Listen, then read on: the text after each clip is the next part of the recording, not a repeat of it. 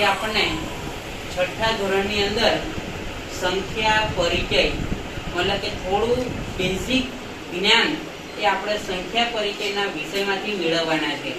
એનીમાં આપણને સિલેબસમાં સંખ્યા પરિચય જે પહેલો યુનિટ આપ્યો છે એ યુનિટની અંદર કેવા પોઈન્ટ આવવાના છે અને કેવા પોઈન્ટ આપણે ભણવાના છે એ પોઈન્ટની અંદર આપણને જોઈશું. તો પહેલો એક પોઈન્ટ છે એની અંદર આપણને કે સંખ્યાને શબ્દોમાં લખો. બીજો પોઈન્ટ છે સંખ્યાને અંકોમાં લખો. આ બીજો પોઈન્ટ છે.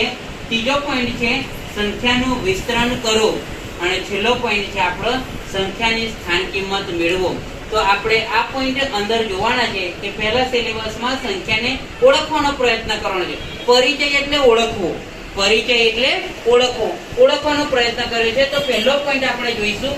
પહેલા પોઈન્ટની અંદર આપણે સંખ્યાને શબ્દોમાં લખો. તો સંખ્યા પહેલા કેટલી લખાઈ છે એ આપણે જોવાનું છે. તો કે આપણે જોઈએ તો કે એકમ, દશક, સો અને હજાર આ સંખ્યા આપણે લખેલી છે. તો આપણે લખવાનું છે કે 3515 આવી રીતે આપણે લખવાની છે. બીજી સંખ્યા આપણી છે કે 4222.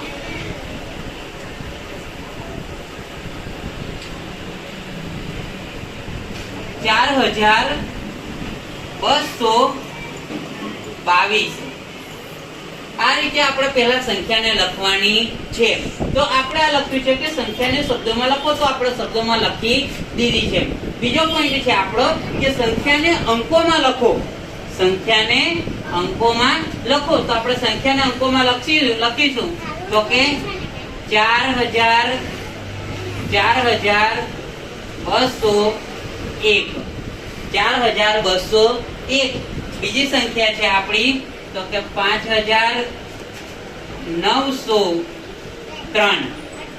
હવે જોઈએ તો આપણે આ સંખ્યા લખી છે કે 5903, 4201 એ આપણે સંખ્યાને અંકોમાં લખી છે. મતલબ કે શબ્દોમાંથી આપણે એને અંકોમાં લખી છે. એવી જ રીતે આપણે થોડો બીજો પોઈન્ટ જોઈશું કે સંખ્યાનું વિસ્તરણ કરવાનું છે. સંખ્યાનું વિસ્તરણ કેવી રીતે થાય છે તે આપણે જોઈશું. તો પહેલા આપણે જોઈએ આગળ કે એકમ, દશક, સો, હજાર અને 10,000. તો આપણી જોડે 10,000 ની અંક ઉપર કયો અંક છે તો કે 7 છે. 7 ગુણ્યા આપણે કેટલા કરવાના છે તો કે 10,000 કરવાના છે. એકમ, દશક, સો, હજાર બરાબર 10,000. તો આપણે આ 10,000 લખી દીધા છે. એને પછી શું કરવાનું છે તો કે વત્તાકાર કરવાના. વત્તાકાર કર્યા પછી જે આગલી રકમ છે એ રકમ મૂકવાની છે. તો આગળનો અંક આપણો કયો છે 5. તો આપણે 5 મૂકીશું. 5 ગુણ્યા આપણે કરીશું. એના પછી કેટલા છે તો આપણે ગણીશું એકમ, દશક, સો, હજાર. તો કઈ લખીશું આપણે 5000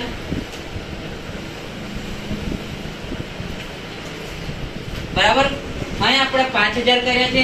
એના પછી આપણે કરીશું પ્લસ. પછી કયો અંક છે તો કે 6 પછી આપણે ગુણાકાર કરીશું. ગુણ્યા પછી આપણે જોવાનું છે કે કેટલો અંક છે એકમ, દશક, સો. તો આપણે 100 લખીશું. 100 લખ્યા પછી આપણે પ્લસ કરીશું. પછી કયો અંક છે તો કે 5. 5 ગુણ્યા આપણે કેટલા કરીશું તો કે 5 ગુણ્યા 10 કરીશું. મતલબ કે એકમ, દશક એટલે આપણે 10 કર્યા વત્તા આપણે 2 કરીશું. 2 ગુણ્યા 1 કરીશું. મતલબ કે આ આપણું વિસ્તરણ થયું કહેવાય છે. અહીંયા બીજો પોઈન્ટ આપણે વિસ્તરણમાં જોઈશું તો કે એકમ, દશક, સો, હજાર, 10,000. 10,000 ના અંક ઉપર આપણે મૂકીશું તો કે 8 ગુણ્યા 10,000. 10,000 આપણે લખ્યા છે. એને પછી આપણે કરીશું પ્લસ. જ્યાં ગુણાકાર કરવાનો છે ત્યાં ગુણાકાર કરવાનો, જ્યાં આગળ સરવાળા કરવાના છે ત્યાં આગળ સરવાળાનું સ્થાન મૂકવાનું છે આપણને. અહીંયા આપણે જોઈશું. ખાસ ધ્યાન રાખજો કેવી રીતે સંખ્યાનું વિસ્તરણ થાય છે એ આપણને ખરેખર ધ્યાન રાખીશું તો આપણે પરીક્ષામાં સહેલું લાગશે. તો આપણે અહીં 8 ગુણ્યા 10,000 કર્યા છે. પ્લસ આપણે કયો અંક મૂકવાનો છે તો કે 5 ગુણ્યા પછી કેટલા લખવાના છે એકમ, દશક, સો, હજાર. તો આપણે 1000 લખીશું. વત્તા કયો અંક આવે છે તો કે 6. તો આપણે 6 લખ્યા છે. 6 ગુણ્યા કેટલા કરીશું તો કે એકમ દશક 100 તો આપણને 100 લખીશું વત્તા કયો અંક છે તો કે 1 ગુણ્યા આપણે 10 કરીશું વત્તા 2 છે તો કે 2 એકા 2 ગુણ્યા 1 મતલબ કે અહીં આપણું વિસ્તરણ પતે છે આ આપણું વિસ્તરણ થયું છે વિસ્તરણ કેવી રીતે કરવાનું છે તો આપણે સંખ્યાને ઓળખવાની છે અને તેનું વિસ્તરણ કરવાનું છે આગળ આપણો છેલ્લો એક પોઈન્ટ છે કે સંખ્યાની સ્થાનિક કિંમત મેળવો સંખ્યાની સ્થાનિક કિંમત મેળવો તો આપણે એનું સ્થાન ઓળખવાનું છે કયા અંક ઉપર સ્થાન છે કયા અંક ઉપર સ્થાન છે એ સંખ્યા આપણે એને ઓળખવાની છે તો આપણે પહેલા જોઈએ કે એકમ દશક 100 1000 એ કયા નંબર પર છે તો કે 5 એ 1000 ના સ્થાન ઉપર છે તો આપણે લખીશું 5000 બરાબર કેટલા મીંડા મૂક્યા તો કે 1 2 3 4 તો આપણું સ્થાન કઈ છે 1 2 3 4 તો આપણે 5000 લખ્યા એવી રીતે આપણે બીજો અંક જોઈએ તો કયા સ્થાન ઉપર છે 1 2 3 તો 9 એ કયા સ્થાન પર છે એકમ દશક 100 ના સ્થાન પર કયો અંક છે તો કે 9 તો કે 9 આપણે લખીએ તો કે 900 9 એ કેટલા પર છે તો કે 9 એ 100 ના સ્થાન પર છે એટલે આપણે 900 લખ્યા એના પર આપણે છેલ્લો પોઈન્ટ આપણે જોવાનો છે તો કે કયા અંક ઉપર મતલબ કે અંક કયા સ્થાન પર લખેલો છે તો કે એકમ દશક 100 1000 અને 10000 તો આપણને જ્યાં 10000 નો અંક છે તે આપણે લખીશું તો કે